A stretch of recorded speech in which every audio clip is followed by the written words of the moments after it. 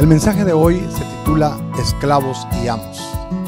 El pasaje es 1 Timoteo capítulo 6, versículo 1 al 2. Hablaré un poquito acerca de los esclavos y los amos para darle después una aplicación a los empleados y a los empleadores en este tiempo. Muy bien, Pablo había establecido al joven Timoteo como pastor en una iglesia en Éfeso. Era un joven que Pablo lo está instruyendo, y en 1 Timoteo se miran muchas directrices que él le da para que pueda administrar bien la obra. Y en este asunto, dice Pablo que en la iglesia habían esclavos. Y bueno, obvio, personas que se convirtieron. Y sabrá usted que el trasfondo histórico de la esclavitud en este caso es que en los tiempos de Pablo habían, más de 60 millones de esclavos en el Imperio Romano. Solo en la ciudad de Roma, dicen los historiadores, que 1/3 de la población eran esclavos. 1 de cada 3 vivientes en Roma eran esclavos. Y podemos ver que toda familia acomodada tenía esclavos. Algunos ricos tenían hasta 100 esclavos cada uno.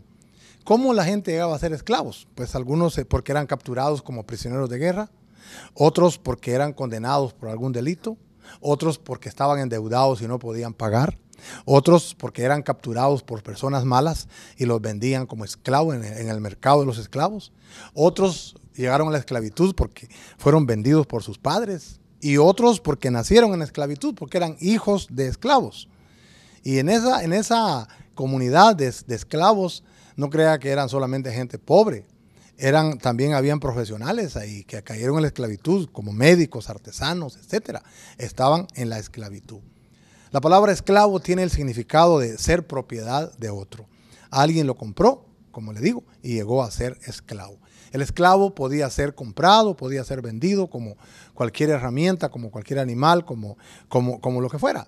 Y no se les permitía tener voluntad, no se les permitía decidir, no tenían derechos a su dignidad humana. Y el amo lo podía tratar como quisiera, hasta el punto de matarlo, que estaba en regla, estaba en ley, no era un delito. Ahora, si hubiera una rebelión de esclavos, inmediatamente serían aplastados por el ejército romano, porque en Roma no se podía dar el lujo de permitir que hubiera una revuelta de esclavos, porque mire usted, 60 millones de personas que se levantarían en contra del imperio. Por eso había una ley romana que dice que si se asesinaba a un amo, todos los esclavos podían ser interrogados, torturados y muertos en conjunto. Pero si se mataba a un esclavo era como matar a un perro en aquellos tiempos. Lo raro es que para muchos es que ni Jesucristo, ni Pablo, ni todo el Nuevo Testamento enseñaron de eliminar esa opresión, sino que se aceptó como una realidad existente. Pero el asunto fue que cuando llegó el Evangelio alcanzó a muchos de esos esclavos, y las iglesias estarían llenas de esas personas, llenos de esclavos, pero también llenos de amos que se convirtieron, y ahí en la iglesia se encontraron los dos, el amo y el esclavo. La palabra amo tiene el significado de déspota, que esa es la palabra que se registra según los estudiosos en el idioma original. Pero como digo, la esclavitud no es atacada en el Nuevo Testamento. ¿Por qué razón no se ataca la esclavitud en sí? Porque si la iglesia le enseña a ellos que luchen en contra de la esclavitud o que dé la idea de que se rebelen, entonces los dueños de esclavos y el gobierno mismo atacarían a la iglesia, atacarían a sus predicadores, atacarían a los creyentes, tratarían de acabar con la doctrina del evangelio y matarían, sería una matanza horrible de esclavos creyentes en Jesucristo. Por eso el cristianismo no condenaba, ni tampoco ni lo condenaba, ni lo defendía. Pero entonces, ¿cómo trabajó la iglesia ese problema? Pues lo que hizo la iglesia, instruida por el apóstol Pablo, es que se dejara que el reino de Dios, el gobierno de Dios en los corazones de los cristianos fuera socavando y eliminando gradualmente las conductas de los amos hacia los esclavos y viceversa. Ya no importaba la posición. Lo que importaba era la relación, lo que importaba era que los principios del evangelio, los principios del cristianismo se fueran estableciendo en ambas personas. ¿Cuáles son los principios del reino de Dios? La igualdad de los hombres ante Dios. Delante de Dios todos los hombres somos iguales y el reino de Dios va a establecer eso dentro de nosotros. Otro principio es que la hermandad cristiana común. En la iglesia todos somos hermanos en común. No hay más importantes ni menos importantes. El otro principio es la libertad espiritual del hombre cristiano. Es algo que el cristianismo aboga por eso, porque tengamos libertad espiritual. Y el otro principio es que el señorío de Cristo debe ser algo a lo cual todos debemos de someternos. Ahora, diría otro apóstol, ahora tenemos nosotros un amo en los cielos, que es amo de todos, que es nuestro Señor Jesucristo. Cristo habló del reino de Dios, que el reino de Dios es como la levadura que una mujer puso en la masa, que solamente se ve que está fermentada, pero no se sabe cómo es que trabajó misteriosamente la fermentación. Así también es el reino de Dios en las vidas. Cristo dijo, el reino de Dios entre vosotros está. Entonces, cuando el reino de Dios llega a nuestras vidas, hace cambios internos que son vistos externamente. El reino de Dios viene y educa a la persona desde dentro del ser humano. ¿Y sabrá usted quién fue el que impulsó al final de cuentas la libertad de la esclavitud? Fue el cristianismo. Pues aquí el apóstol Pablo va a trabajar en este asunto sin atacar la esclavitud y sin defenderla, pero va a establecer esos principios que nos deben de regir. Y el primer punto aquí son los deberes hacia los empleadores en general, es decir, primero hacia los amos en general, que yo lo estoy dando una aplicación ya para los empleadores de este tiempo. Dice Pablo en el versículo 1, capítulo 6, verso 1, todos los que están bajo el yugo, y dice que la esclavitud es un yugo pesado de esclavitud, tengan a sus amos por dignos de todo honor, para que no sea blasfemado el nombre de Dios y la doctrina. Está diciendo, los que tienen amos que no son cristianos, ustedes deben de someterse. Es decir, no someterse porque ya están sometidos, pero trátenlos honorablemente. Y parece una cosa bien fuerte esta. Una persona que me está tratando mal y yo lo voy a tratar honorablemente. Eso es lo que hay que hacer. Hagan su trabajo como para la gloria de Dios, como una adoración a Dios. Le está hablando aquí pues a los esclavos que ya están convertidos y que tienen amos no cristianos. Aplicado a los empleados cristianos, bueno, y antes de eso, debo decir que si bien es cierto que Pablo le dice a los esclavos que traten honorablemente a sus amos, también Pablo le dice en el capítulo 6, verso 9 de los Efesios, que los amos también deben tratar a sus esclavos con justicia. En ese sentido, pues eran personas que estaban dentro del mismo grupo en la iglesia. Ahora el reino de Dios los unía y sus comportamientos deberían de ser de acuerdo a los principios cristianos. Pero Pablo está hablando aquí, ahora aplicándolo a la conducta hacia el empleador no cristiano. El empleado debe manejar delante de su empleador una buena conducta. Debe de respetar a su empleador, acatar sus órdenes, obedecerle, hacer lo que le diga el empleador. Claro, que no sean cosas incorrectas, que no lo vaya a decir, tenés que ir a vender droga, no, ¿verdad? Tenés que ir a hacer un robo. No, estamos hablando de la relación laboral. Hay que hacer el trabajo bien hecho, ser persona agradecida, apreciar que tiene un trabajo, apreciar la confianza que se le da y recibir el pago que sea justo. No debe ser una persona haragana, floja, negligente y no andar desaprovechando el tiempo, dice, para que no sea blasfemado el nombre de Cristo, para que no critiquen después el nombre de Cristo. Segundo deber, el deber del empleado hacia el empleador cristiano. Ahora estamos hablando dice aquí el verso 2, los que tienen amos creyentes no los tengan en menos por ser hermanos, sino sírvanles mejor, por cuanto son creyentes y amados los que se benefician de su buen servicio. Esto enseña y exhorta. Ahora dice, primero los que tienen amos no creyentes. Ahora los que tienen amos creyentes, están en la misma iglesia. Dicen, no los tengan de menos, que porque ahora de pronto el esclavo cristiano llegó a tener un privilegio en la iglesia y dirige un grupo, y en el grupo que dirige o en el servicio que va a dirigir, él va a dirigir, pero en ese momento hay amos convertidos, quizás es su amo, pero en ese momento como que dio vuelta al asunto. Ahora el que manda es el esclavo en la iglesia y el amo tiene que sujetarse. Por eso no los traten de menos, al contrario dice, sírvanle mejor.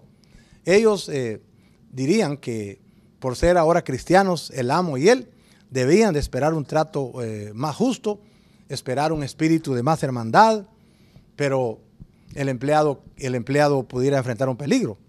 Sentir que por ser cristiano y el amo es cristiano, en este caso el empleador es cristiano, ahora sentir que debe recibir un trato especial, que se le debe permitir vaguear un poco por ahí o que se le debe tratar con más condescendencia, que debe considerarse el más, que no deben de corregirlo, que no deben de reprenderlo por sus errores, porque se supone que ahora el empleador es cristiano y tiene que aguantarle todo. Y entonces el empleado está en el peligro de tratar con desprecio, con irrespeto al que lo ha empleado. El empleador es cristiano y como es cristiano, tiene que aguantar. No, señor, eso no es así, dice Pablo. Pues mejor aún, porque el empleador es cristiano, hay que tratarlo como tal y el empleado debe comportarse como el mejor trabajador. Porque su empleador es un cristiano, pues mejor aún, porque somos hermanos en Cristo. Y no aprovecharse. Hay personas que, como tienen un jefe que es cristiano, creen que pueden ponerse a andar testificando de Cristo o a ponerse a leer la Biblia o a orar en las horas de trabajo. Y entonces aquí él tiene que aguantarlo porque como es evangélico también, es cristiano también. Y no hay que confundir, como alguien dijo, la gordura con el hinchazón. No hay que confundir la gimnasia con la magnesia. Son horas de trabajar y hay que trabajar y no decepcionar a las personas que nos han contratado. Al contrario, debemos dar un buen testimonio. Tanto el empleador cristiano como el empleado deben dar un buen testimonio. A veces se culpa al diablo porque los corrieron del trabajo y no fue culpa del diablo. La culpa es por los malos comportamientos que a veces el empleado tiene para con su empleador. Y la palabra dice que hay que glorificar a Dios también con nuestro trabajo, que el reino de Dios trabaje en ambos. Entonces, el deber del empleado al empleador no cristiano es que debe tratarlo con honor.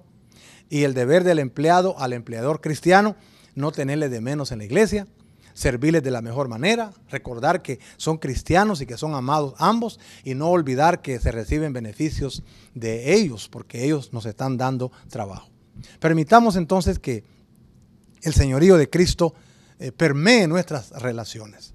Tanto si usted es un empleador, no tratar mal a sus trabajadores, no aprovecharse de los trabajadores. Tiene que tratarse con justicia, pagarle sus salarios a tiempo, pagarle sus prestaciones a tiempo.